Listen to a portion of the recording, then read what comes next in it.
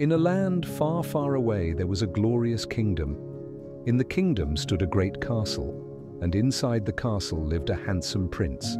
Prince wearing crown standing in front of gold castle flag blowing in wind. The prince was sad.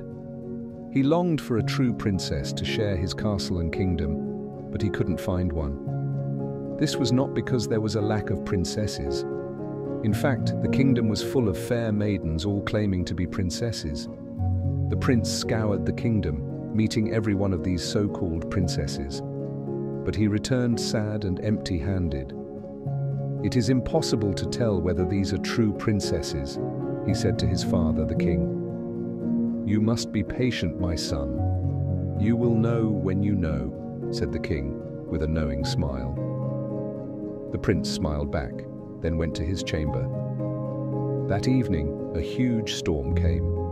Thunder clapped, lightning flashed, and the rain clattered down on the castle roof like the sound of 1,000 horses charging into battle. Suddenly came a loud knock at the castle door.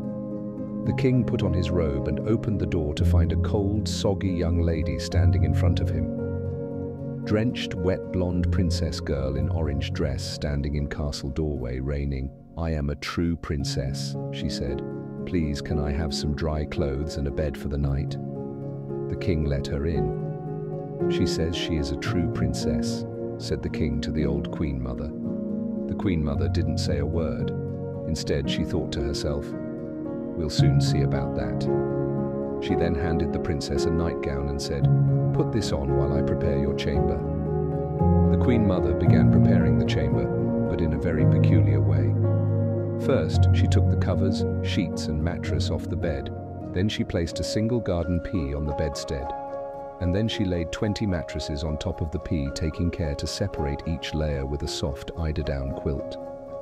After this, she replaced the bedclothes on the top mattress and said to the princess, "Your chamber is ready." Princess girl in nightgown standing looking up at bed, multiple mattresses, high ladder.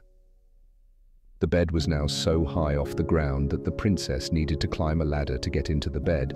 So the princess climbed up the ladder, got under the covers, and blew out her candle. At breakfast the next morning, the queen mother turned to the princess and asked, "My dear princess, how did you sleep?" "Oh, not at all well," said the princess. "I mean to say, I am extremely grateful for your kindness in putting me up for the night, but there seemed to be something ever so hard and uncomfortable under my mattress. I didn't sleep a wink." Princess girl in nightwear bending over holding bottom. My, replied the queen mother. "Is that so?"